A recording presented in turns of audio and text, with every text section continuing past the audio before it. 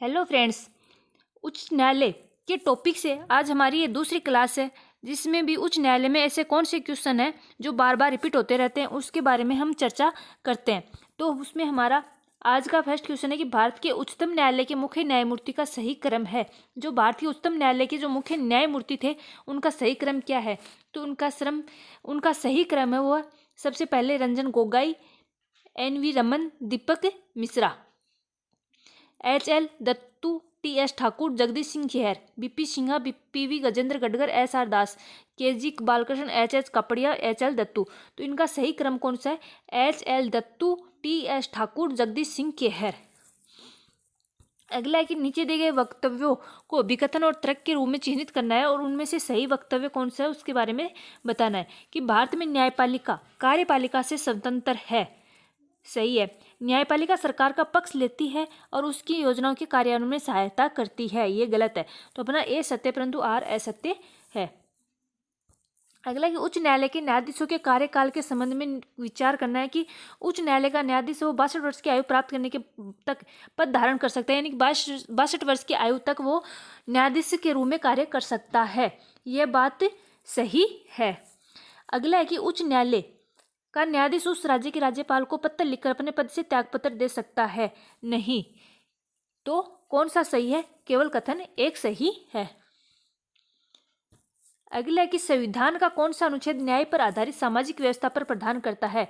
कौन सा अनुच्छेद हो न्याय पर आधारित जो सामाजिक व्यवस्था है उसको सामाजिक व्यवस्था को प्रदान करता है? तो अनुच्छेद 38। अगला, उच्चतम न्यायालय में मुख्य न्यायाधीश सहित न्यायाधीशों के अधिकतम स्वीकृति पद कितने हैं? तो मुख्य न्यायाधीश सहित न्यायाधीशों की अधिकतम संख्या कितनी है?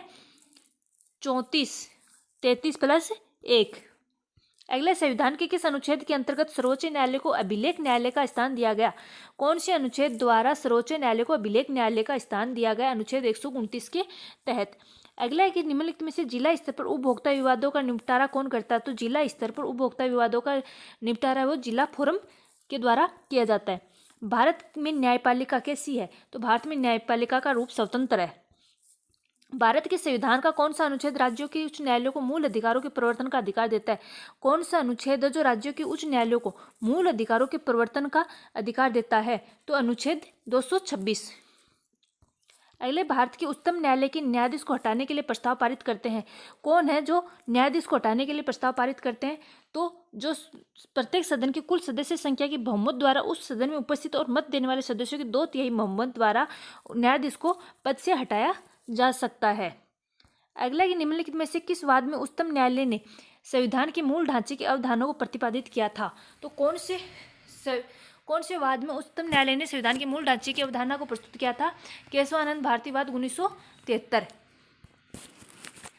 अगला है कि भारत के संविधान के उपबंधों के अनुसार उच्चतम न्यायालय को संघ सूची के विषयों में से किसी के संबंध में ऐसे अतिरिक्त अधिकारिता और शक्तियां होगी जो क्या बताया गया है कि संसद विधि द्वारा प्रदान करे। उसके अंतर्गत उच्चतम न्यायालय को उच्च संघ सूची के विषयों में से किसी के संबंध में ऐसी अतिरिक्त अधिकारिता और शक्तियां प्राप्त होंगी।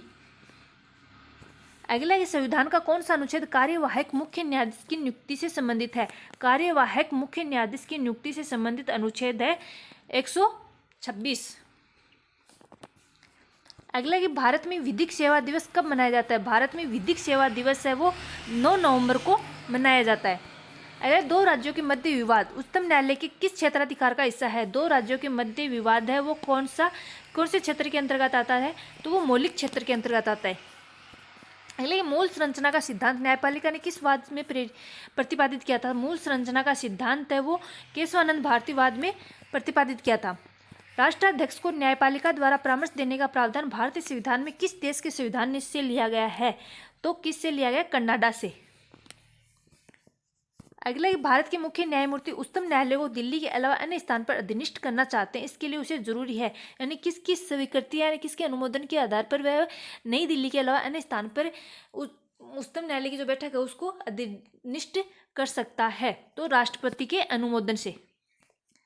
अगला, कि शेर या शिंगल बनाम यूनियन ऑफ इंडिया 2015 वाद किससे संबंधित है? तो शेर या शिंगल बनाम यूनियन ऑफ इंडिया वाद है वो अभिव्यक्ति की स्वतंत्रता के मौलिक अधिकार से संबंधित है। लास्ट क्वेश्चन है इस क्लास का कि गोपनीयता के अधिकार पर सर्वोच्च न्यायालय के फैसले के संबंध में कौन से बयान सही है।